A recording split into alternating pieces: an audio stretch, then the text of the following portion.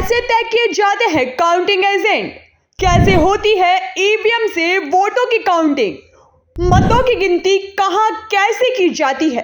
कितने राउंड में होती है गिनती? नमस्कार, आप देख रहे हैं उत्तर प्रदेश टाइम्स में आपके साथ धीरती शर्मा।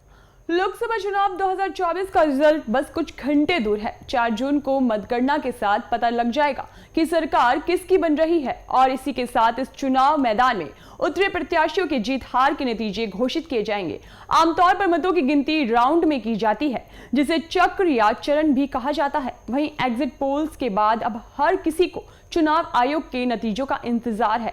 लोग बाग प्रत्याशियों की जीत हार के नतीजे और उन्हें मिलने वाले मतों के बारे में तो जान जाते हैं, लेकिन यह नहीं जानते कि निर्वाचन आयोग राउंड कैसे तय करता है।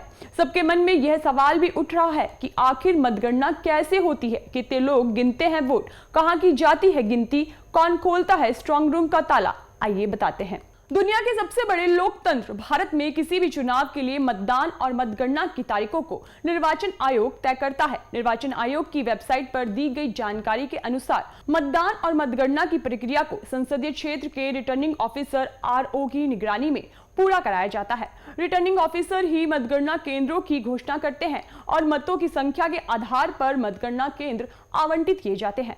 रिटर्निंग ऑफिसर को हर प्रत्याशी को लिखित में मतगणना हॉल की सटीक लोकेशन बतानी होती है। यह जानकारी आरओ को मतदान की तिथि तय होने के 7 दिन पहले बतानी होती है।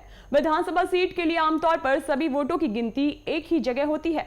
वहीं लोकसभा सीट के लिए वोटों की गिनती कई जगहों पर कराई जाती है। आमतौर पर लोकसभा क्षेत्र के सेंटर में ये मतगणना होती है। मतगणना वाले दिन सुबह 7 बजे के आसपास प्रत्येक दल के उम्मीदवारों या उनके प्रतिनिधियों की मौजूदगी में स्ट्रांग रूम का ताला खोला जाता है। इस दौरान रिटर्निंग ऑफिसर और चुनाव आयोग के स्पेशल ऑब्जर्वर भी मौजूद रहते हैं। पूरी प्रक्रिया की वीडियोग्राफी कराई जाती है। इसके बाद ईवीएम की कंट्रोल यूनिट काउंटिंग वाली टेबल पर लाई जाती है। इस प्रक्रिया की भी वीडियोग्राफी कराई जाती है। सीसीटीवी से भी निगरानी होती रहती है। सुबह 8 बजे स्ट्रांग रूम से ईवीएम डीएम की निगरानी में काउंटिंग हॉल तक पहुंचाई जाती है। इस दौरान बेहद कड़ी सुरक्षा रहती है। चुनाव आयोग पारदर्शिता बनाए रखने के लिए ईवीएम मशीनों को स्ट्रांग रूम से काउंटिंग हॉल तक लाने के लिए पार्टियों के पोलिंग एजेंटों को भी शामिल करता है। यह पूरी प्रक्रिया बेहद ही साफ सुथरे तरीके से चलती है। मतों की गिनती के लिए निर्वाचन आयोग की ओर से काउंटिंग हॉल बनाने के इंतजाम किए जाते हैं। लोकसभा चुनाव में मतगणना के लिए एक काउंटिंग हॉल में 14 टेबल लगाई जाती हैं। वहीं विधानसभा चुनाव के लिए काउंटिंग हॉल में 7 टेबलों को लगाया जाता है। ये सभी टेबल एक दूसरे के आमने सामने होती है। मतों की गिनती सुबह 8 बजे से शुरू की जाती है, जिसकी निगरानी रिटर्निंग ऑफिसर करते हैं। निर्वाचन आयोग की ओर से दी गई जानकारी के अनुसार मतगणना के दौरान सबसे पहले पोस्टल बैलेट की गिनती की जाती है। इसकी प्रक्रिया पूरी होने के आधे घंटे बाद ईवीएम से मतों की गिनती की जाती है। पोस्टल बैलेट के होने वाली मतों की गिनती फर्स्ट राउंड, पहले चक्र या पहले चरण की गिनती कहलाती है। निर्वाचन आयोग की ओर से दी गई जानकारी के अनुसार मतों की गिनती जितने चक्र में की जाती है उसे ही राउंड या चरण कहते हैं। प्रत्येक राउंड की गिनती के लिए एक साथ 14 ईवीएम मशीनों में डाले गए मतों की गिनती की जाती है। एक राउंड में जब 14 ईवीएम मशीनों में डाले मतों की गिनती पूरी हो जाती है तो फिर काउंटिंग हॉल में सजाई गई 14 टेबलों पर अगले राउंड की गिनती के लिए 14 ईवीएम मशीनों को लाया जाता है। यह 14 ईवीएम मशीनों का सेट तैयार किया जाता है। यह एक राउंड की गिनती कहलाता है। मतदाताओं और पोलिंग बूथ की संख्या के आधार पर ईवीएम मशीनों की संख्या घट बढ़ सकती है। किसी निर्वाचन क्षेत्र में 8 से 10 राउंड की गिनती पूरा होने के बाद जीत हार के नतीजे घोषित कर दिए जाते हैं, तो कहीं 100 से अधिक राउंड तक गिनती चलती है। बताया जा रहा है कि इस बार की मतगणना में आंध्र प्रदेश में 140 राउंड तक मतों की गिनती की जा सकती है।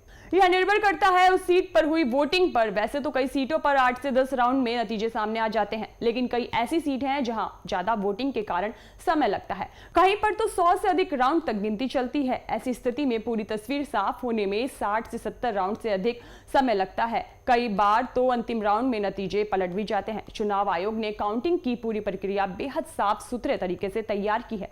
प्रत्येक उम्मीदवार अपने एजेंट का चयन खुद करता है और जिला निर्वाचन अधिकारी को उनका नाम, तस्वीर, जैसी चीजें शेयर करता है। काउंटिंग वाली तारीख से एक दिन पहले ही जिला निर्वाचन अधिकारी प्रत्येक उम्मीदवार के एजेंट का नाम, फोटो सहित जारी करता है। चुनाव आयोग की वेबसाइट पर दी गई जानकारी के मुताबिक मतगणना स्थल के प्रत्येक हॉल में हर टेबल पर उम्मीदवार की तरफ से एक एजेंट मौजूद रहता है। किसी एक हॉल में 15 से ज्यादा एजेंट नहीं हो सकते। मतगणना की प्रक्रिया पूरी होने के बाद चुनाव आयोग की ओर से जीते हुए प्रत्याशी को प्रमाण पत्र दिया जाता है। यह प्रमाण पत्र जिला निर्वाचन अधिकारी यानी डीएम की ओर से जारी किया जाता है। देश विदेश की तमाम बड़ी खबरों से जुड़े रहने के लिए देखते रहिए उत्तर प्रदेश टाइम्स। धन्यवाद।